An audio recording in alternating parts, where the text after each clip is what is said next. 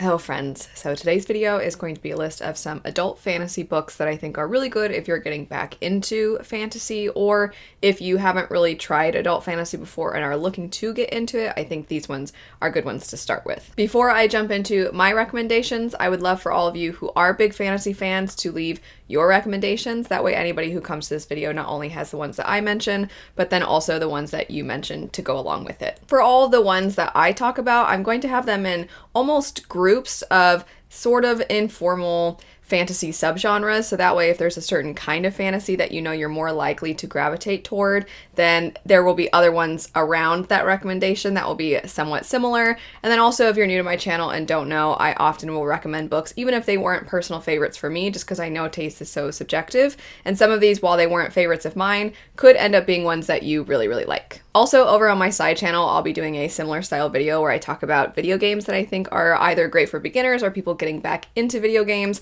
so be on the lookout for that if video games are something that you're wanting to try out. But anyway, jumping into the book recommendations for today, the first one I'm going to start with would be The Magician's Daughter. This one is very new. It only recently came out, but this is a fantastic book to try out if you are unaccustomed to fantasy or if you're looking to get back into it. There's just enough fantasy elements that it's going to scratch that itch, but also it takes place somewhat in our own world, so it's going to be a little bit easier. It is a different time period, so it won't feel too much like contemporary, it won't feel too much like it's too alike our own world, because I know a lot of times the draw for fantasy is the escapism aspect and the very magical components to the stories, which this does contain. So the setup for the story is we follow a young woman named Biddy. She is a teenager. She is looking to try and sort of discover herself, what she wants from life, but that's very hard to do because her entire life she has lived on this island that is in isolation, and the only other individual she has to speak to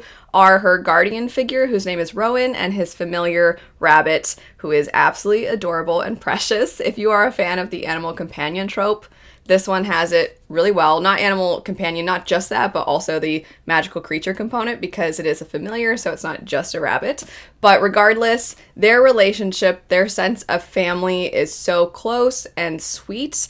But then something happens to Rowan, and that forces Biddy to go on essentially a little adventure to try and not only rescue him, but discover more about this outside world, which would be our own world, that she just doesn't really know anything about. And in going on this almost like a journey, she is discovering the hardships that so many people are faced with. She's recognizing what she wants from her own life. She's also recognizing how much there is to life that she never really even knew. And then she's also discovering secrets about Rowan that makes her question everything she's ever known. That just barely scratches the surface. So much of the beginning of the story is really getting to know her, getting to know this family dynamic, and then suddenly being thrust into this secretive society, if you will, where there's so many things to uncover. And because of that, you really can't go too far into the synopsis beyond that beginning point, because so much of the fun of this story is discovering the truth behind everything. It was really fantastic. I really had a great time with this one, and it's a standalone, so it's perfect if you're just wanting to dip your toes but maybe not commit to something really long. That's really the only one that has magicians as a fantastical element to the story, and it doesn't quite feel fairy tale like. It is somewhat historical fiction, so there's going to be a few on this list that sort of line up with that one, but that one really is a little bit more unique and stands on its own. The next recommendations, though, are all going to fall under mythology retellings. These tend to be fantastic for if you're looking to start fantasy, because they have something familiar to you already. Oftentimes you've heard these stories before, but maybe haven't dived into them too deeply, or maybe you don't know too much about them. And so the story is going to be likely for a lot of people not too familiar, but familiar enough where it feels like you know this to some degree, even though it is magical. And often you will find these won't even be sold in fantasy. They're actually sold in fiction, because it's hard to categorize them. Are they retellings? Are they fantasy? Are they historical fiction? What exactly is it? And I kind of like that it doesn't fit comfortably in any one specific spot, which I think is why it works so well for so many people. The first one I'm going to recommend, though, would be The Witch's Heart. This follows Angrboda, who was Loki's witch wife. She is a woman in this story who is primarily living in isolation. Loki visits her from time to time, and you do see this bond start to occur between these two. And Angrboda is somebody who has an immense amount of power, and she does not want to share that power with the gods. Loki promises to keep her existence a secret, but inevitably Odin is still very interested in her powers and he is looking for her. And so you see this woman having to live in isolation, but have very few friends, very few people that she can trust, and how she makes the most of her life. And then you see what happens when she actually starts to have her own family and what she's willing to do to protect them. If you are a parent, I think this will hit especially hard. And it's one of those stories that by the very end, there's just this one particular line that kind of makes you think through the entire book a little differently. It makes you see certain characters differently, makes you see the entire story in a way that you wouldn't have otherwise, and then it makes you kind of want to go back and reread it. It also is just kind of, while it's cliche to say, that reminder that you never know what other people are going through. You never really know another individual's motivations. So while you're following this one character and you're connected to them, and you see certain other figures as antagonistic, are they really antagonistic if you were to have followed them instead? And I really like books that accomplish that. I also just really like the main character in the story. I think she's a force to be reckoned with, but she is so passionate and she is so caring and she loves the people in her life very fiercely. I'd be remiss not to mention Song of Achilles. This is one that is extremely popular, but I do think it's worth mentioning because part of the appeal of getting into reading is being able to see what everybody's talking about, find out for yourself what you think, and this one is extremely popular. A lot of people have read this, a lot of people have loved it, a lot of people have opinions on it, and it follows, as the name would imply, Achilles, but more so it follows Patroclus, and you're seeing Patroclus's relationship develop with Achilles throughout the story. You are going to see wars that you probably know from Achilles, whether you've seen various movies or things like that, or learned about in history class, or mythology, I should say. If you've learned those things, you will likely know what's to come with that story, but that creates this sense of dread, this sort of looming inevitability that something bad is going to happen because you know how the story is supposed to go.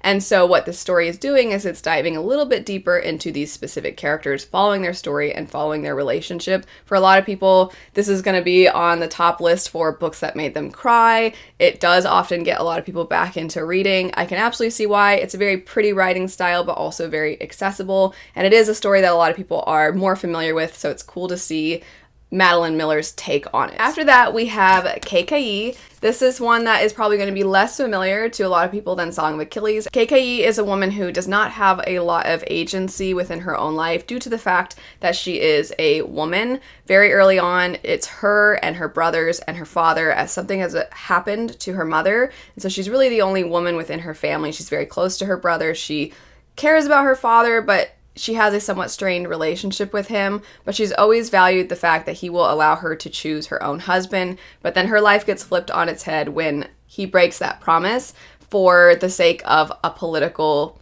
gain that he would have through her marriage. And so you're seeing this young woman from the time she's a girl as she's starting to see the world differently because the world treats her differently than it does her brothers. And she's trying to fulfill a role that she wants to be the dutiful daughter. She wants to be the loving sister. She wants to be somebody who can be a good wife, can be a good mother as her life progresses throughout the story. But she's also somebody who wants to fight for what she believes in.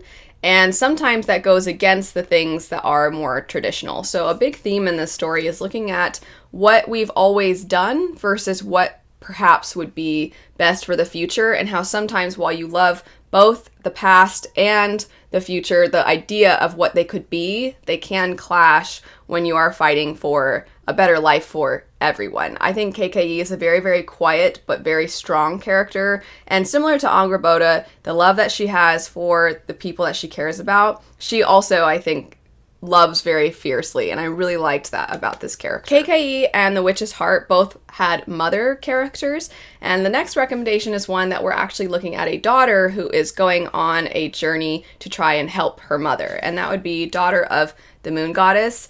This one definitely feels a lot younger than the previous ones I've mentioned. It is considered adult fantasy, but I think that if you're somebody who's accustomed to reading young adult, that this will be a very good entry point because it is written in a more youthful style and it is a little bit more accessible and it moves along at a faster pace than those other ones do. The story is we follow this young woman whose mother has been kept in isolation in her moon kingdom, and our main character decides she is going to do what she can to try and help her mother, and that launches her into this epic tale where she is now caught within these celestial beings, within the celestial kingdom, and she is kind of getting her life interwoven with their politics, with their magic, with the lore of their world and how it relates to human beings. And so she's going on this very beautiful, lovely journey. One thing that you'll find that's interesting about all of these, anytime you get any kind of mythology type of story, you are going to cover large periods of time.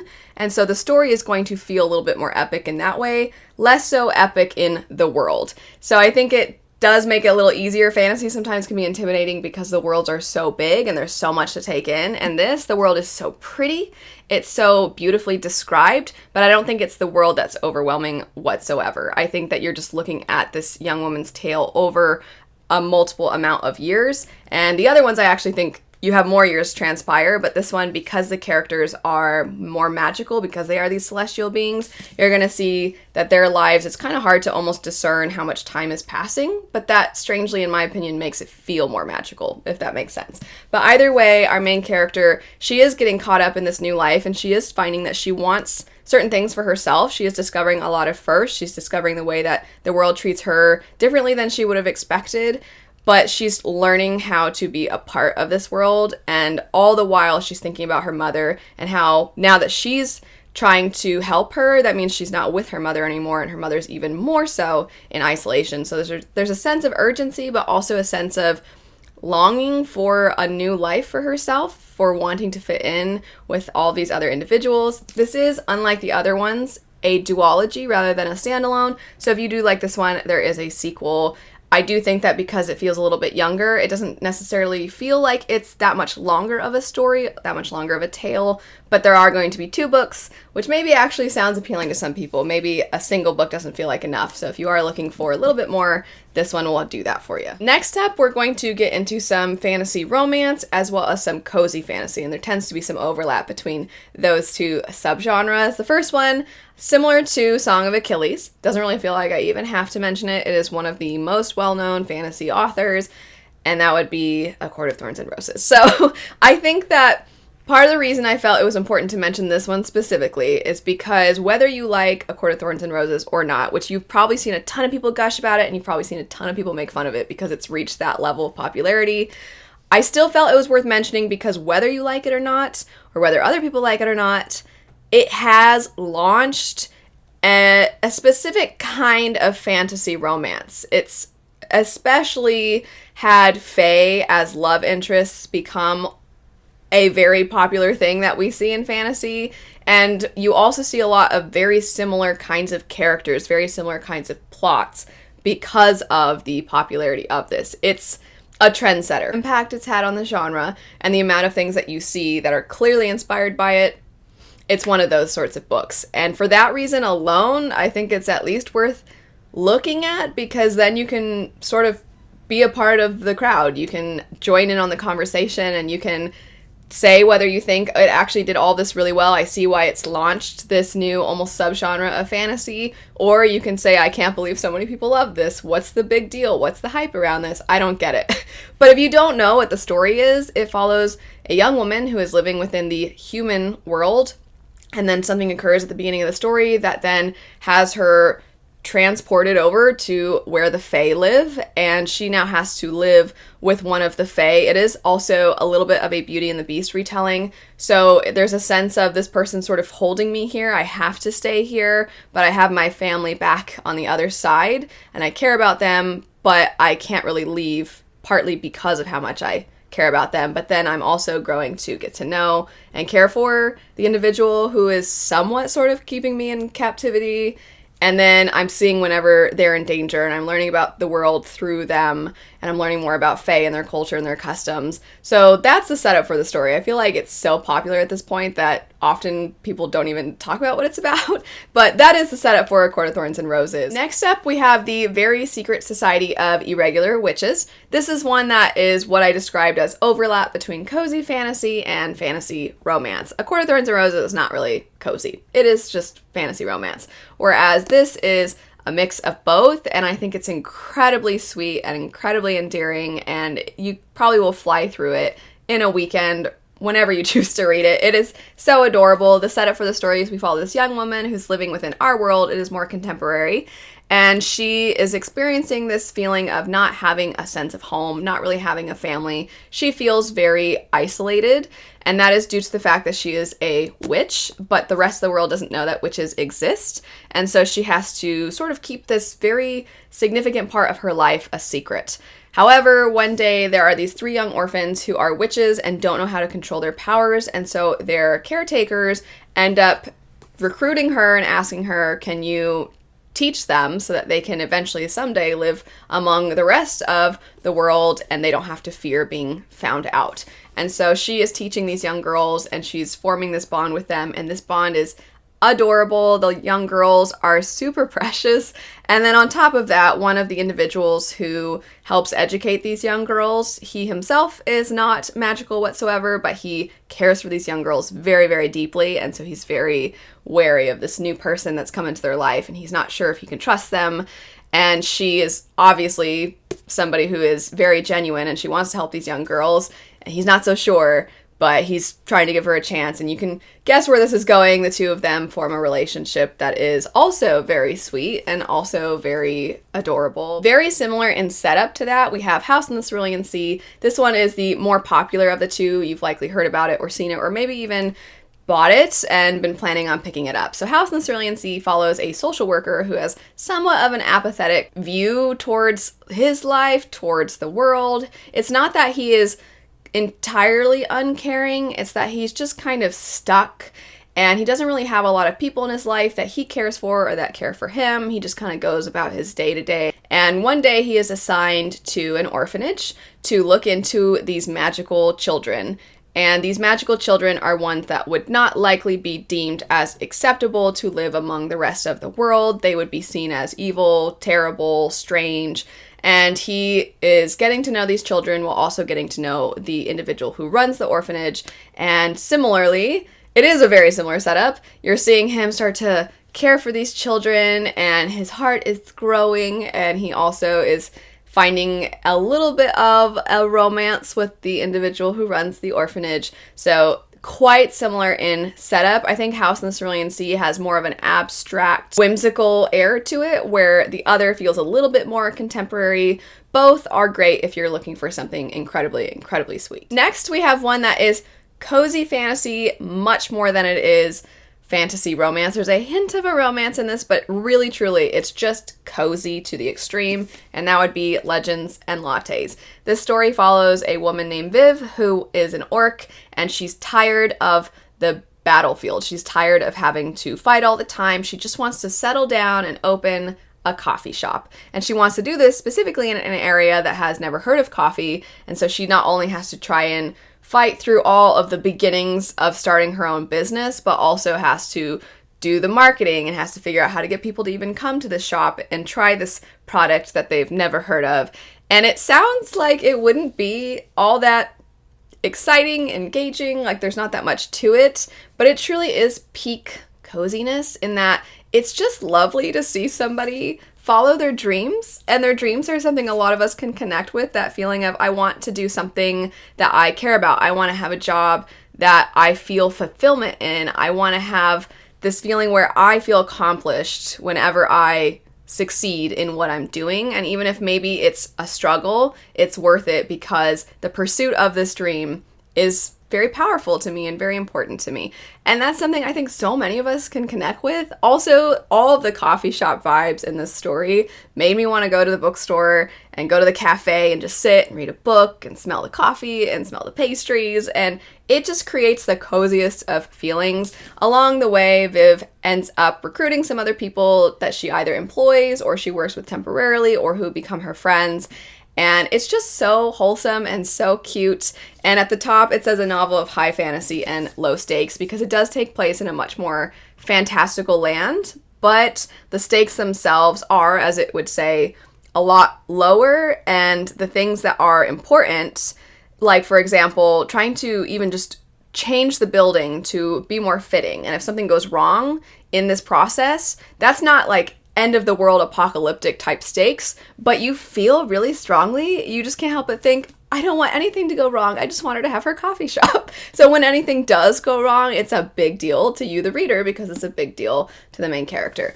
Either way, this is absolutely precious. I was kind of unsure because in the fantasy circles that I am a part of, I was seeing everybody talk about it, and I was like, I don't know. It seems like it's too low stakes. But I did quite enjoy it. It was really, really adorable. Next, we have one that is not cozy, it's just fantasy romance, and that would be The Bridge Kingdom. This one is really good if you're new to fantasy because there's no actual magic in the story. And there are some people that argue if there's no magic, that means it's not fantasy. But this does take place in a different world, and the politics of this world and the culture and customs are very different from any specific area of our own world. That's the fantasy parts. And so we follow a young woman who's been trained since the time she was young on how to be a good spy. And the reason that she is being trained in this is because someday she's going to fulfill a marriage alliance to another kingdom, and her father has the desire to conquer this country. He insists that they mistreat their people, that they have shady trade deals with other countries, with their country, and that is resulting in the general population being very negatively affected. So he wants his daughter, when this marriage alliance is fulfilled, to find out the secrets of the Bridge Kingdom, report back to him, and then he can conquer them. When Lara is her name, is married off to Aaron, she is discovering that maybe everything she's been taught her entire life isn't quite as it seems, and it's not only making her job a little bit more difficult, but it's making her question and wonder if maybe her kingdom's not perfect either, or maybe her kingdom isn't perfect at all. And on the other side of this, because it is dual perspective, you're seeing Aaron very highly anticipating that Lara being a spy is what's going on, and so he is very hesitant to tell her anything, to even spend any bit of time with her. But as the story progresses, you're seeing the two of them get to know each other, you're seeing how their views of one another start to change, and then maybe they actually become allies. So if you like the enemies to lovers trope, this one does it very, very well. I think that trope gets thrown out there in marketing all the time now, and sometimes it's not actually enemies to lovers. This one is, in that you are seeing them from rival kingdoms. They don't care about each other, they don't get along, but they need something from the other, and in needing something from the other, it forces them to communicate, to talk, and then potentially get to actually care about one another. So The Bridge Kingdom, definitely highly recommend if you're looking for fantasy, romance, and maybe you are not really interested in A Court of Thorns and Roses. Maybe you want something that's a little lesser known. That one would be a good one to pick. The next few are more like urban fantasy. They are ones that take place in a more modern time period, but have fantasy elements woven in. The first one would be Jade City. Anytime I recommend fantasy for beginners or for people who are looking to get back into it, this one is the one I point to, because this is essentially a mafia-esque story. You're following a family who is very, very powerful in their influence, and they are a gang, and they have a rival gang that they are often fighting for influence with, but you are seeing all the little intricacies within not only their family, but in the ways in which they communicate with the other gang, the way they communicate with the citizens of the area that they essentially are protecting. You see the way that they talk to the people of that area, you see the way that they interact pretty openly with politicians, and they are trying to always get what they want, what's best for them, and what grants them more influence and more power. It even gets to a point where they start talking about things that are going on in other countries. This does not take place in our own world. What I was saying about the Bridge Kingdom, where it's a different world, but it feels kind of like ours, that's the case for this one, but it feels much more modern, almost the 80s time period. The thing that makes it fantasy besides just this, though, is there is some magic, and this magic has to do with Jade. Not everybody has the ability to have magic. Not everybody has the same kind of magical abilities when they do have magic, but it does give people a significant edge over others when it comes to fighting and when it comes to which families have more power than others. And the fight scenes in this felt very, very real. You could definitely imagine a lot of them. I think because of that more modern feeling setting and because of the family dynamics and that gang feeling, I think a lot of people are going to really, really, really like this one, especially if you don't typically read fantasy, because while there are things in it that are magic, it's not going to feel that way. The magic almost feels more of like drugs, so it's not going to be too overwhelming. After that, we have Vicious by V.E. Schwab. This is one that Similar to Jade City, I constantly recommend it for beginners, as it really feels kind of like X-Men in a lot of ways. The setup is that it takes place in our own world, and it is a fractured timeline, which is always really cool. And I think if you've never experienced a fractured timeline in a story, then it will be kind of trippy to try it for the first time. This is not meaning it just goes back and forth between past and present. When I say fractured, I mean it goes back and forth from tons of different time points. So you're looking at 10 years ago, 10 minutes ago, 30 hours ago, and it just goes back and forth between all these different points. And you're following this young man who hates another individual, and you don't know why, because when you go into the past, you see that him and that other person were really good friends, and they were working together in college to try and prove that these individuals known as EOs, or extraordinary individuals, this is a conspiracy theory essentially, but they're trying to prove through science that these individuals exist. And these individuals are ones who have died, but then very quickly came back to life. So the idea basically is that at some point their heart stopped beating, but then they came back. And whenever that happens, those people end up having powers, and those powers have to do with what caused them to die temporarily. And so they're looking into this. It is kind of violent, it is kind of morbid in a lot of ways, but it is so interesting, and the dynamics between these two characters, neither of them are very good people at all. If you're a fan of morally gray characters, this and Jade City both have that. What's fun about this one is trying to puzzle out what happened between these two previously friends and now enemies, and then also deciding whose side you're on, trying to piece everything together. It's kind of an experience. It's a lot of fun. There is a sequel to this one as well. So if you're interested in this one and you like it, then you'll have even more to get into. Jade City is a trilogy, by the way. So if you like that one, there's 2 more after that. The next one is sort of a combination of where I've categorized these two, as well as what I mentioned at the very beginning, The Magician's Daughter, where it is a little bit more historical fiction. There is a little bit more of a whimsical, fantastical feel to it, and that would be Emily Wilde's Encyclopaedia of Faeries. The setup for this story is we follow a young woman who is studying the Fae, and in studying the Fae, she has advanced through her education. She is now somebody who's very, very high up in academia, and she's very well respected for all of her research and knowledge on Fae. The Fae in this are very different than the Fae that you see in a lot of new fantasy stories. They're not necessarily super sexy Fae. They're not quite as human-like. Instead, they are much more like what you find in folklore. They feel much more historical fiction-based, and they feel eerie. They almost feel like they belong in a grim fairy tale or a horror story. And so her studies bring her to the Nordic countries, where she is trying to research a specific kind of fae. A lot of the story is done in a journal entry format, but I still felt that there was this great personal connection that I had to the character. And also, if you're a fan of audiobooks, this one has a great one. I loved the audiobook for this.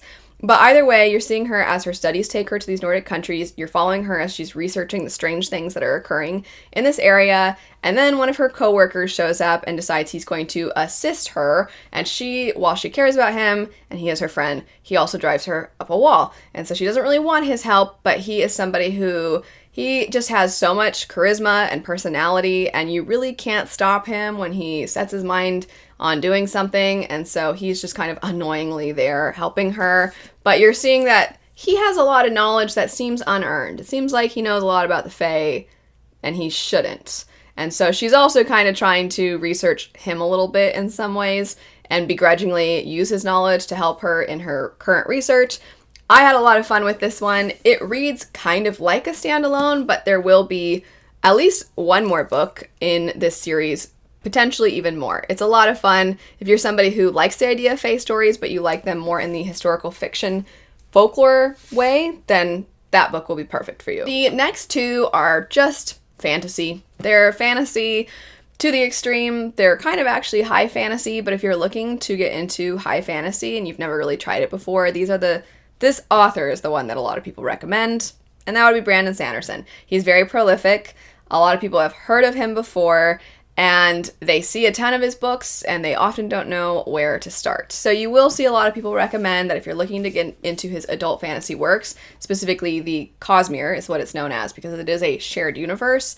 A lot of people recommend starting with the Mistborn trilogy. The story follows a young girl named Vin as she joins a group who is trying to take down the antagonist of the story, who is known as the Lord Ruler. The Lord Ruler rules by having two groups of individuals, the nobles and the Ska. The Ska are almost like slaves. In some cases, they essentially are slaves, but they are the poor of their population. And then the nobles are granted a lot of favor with the Lord Ruler, but even they can't really go up against him because he has ultimate power. And we are finding a young man named Kelsier who is determined to try and break the system down, and that includes take down the Lord Ruler. And everybody always tells him, "You're insane. This is impossible." So you are going to get a high story with the ultimate of ultimate stakes. You really don't know how our crew is going to try and pull this off, but Kelsier is determined to do what he can to make the lives of the Ska better and to take the nobles. And the fact that they are greedy and power hungry and they mistreat the Ska, he wants to take them down along with the Lord Ruler. And Vin is just kind of initially allying herself with them because she finds some form of protection with them, but the more the story progresses, the more she really grows to care about her crew. She grows to care about Kelsier, who is a fantastic mentor figure in fantasy, and she's also discovering more about herself and more about the magic of this world, which is known as allomancy. The way it works is there are some individuals who gain power by ingesting a certain kind of metal, and then there are other individuals who gain all of the powers that are out there by ingesting metals, and those individuals are known as Mistborn, hence the name of the series. So if you have never tried high fantasy, if you've never tried Brandon Sanderson, there's a reason this gets recommended all the time. All the time people are talking about Mistborn. It's fantastic. The growth of the characters, the relationships between the characters, there's just so much to it that a lot of people fall head over heels for. But if you want to get into the Cosmere and you're like, it's a trilogy, it's high fantasy, I'm a little intimidated, I do want to try Sanderson, is there something else? He does have some standalones. Warbreaker is one a lot of people have fun with. That one is a little bit less doom and gloom because Mistborn is very doom and gloom, very almost apocalyptic in its stakes, whereas Warbreaker, it feels a little bit more contained. But regardless, another one that has come out recently would be Tress of the Emerald Sea.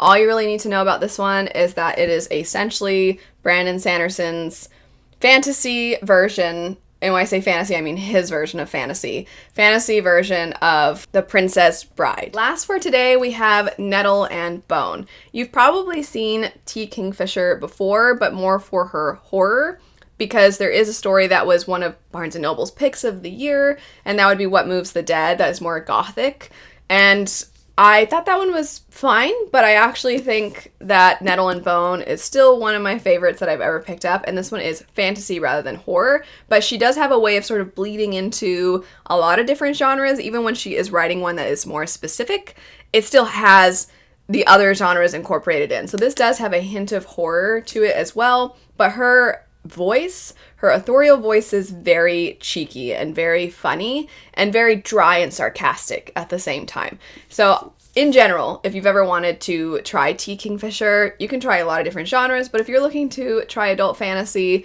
she is a good one to try. This is very short for one. It is a standalone, and it feels very much like a grim fairy tale. You follow this young woman named Mara, whose sister was married off to a very abusive man, and Mara wants to do what she can to help her sister. However, because it was a political marriage, it is very important that her sister stay married to this man because his military provides protection for their kingdom. So Mara doesn't know what to do because she wants to save her sister, but she can't just kill the guy and she can't just bring her sister back. She has to find a way to go about it so that she can help her sister, but also help her country as well. And when she sets out for this journey, she is kind of just a nobody who doesn't really have any particular skill set that would make her quest easier, and she ends up kind of collecting a strange, eccentric group of other people to help her along the way. It is both grim, but also really funny, and I think if you're looking for something that feels like a fairy tale,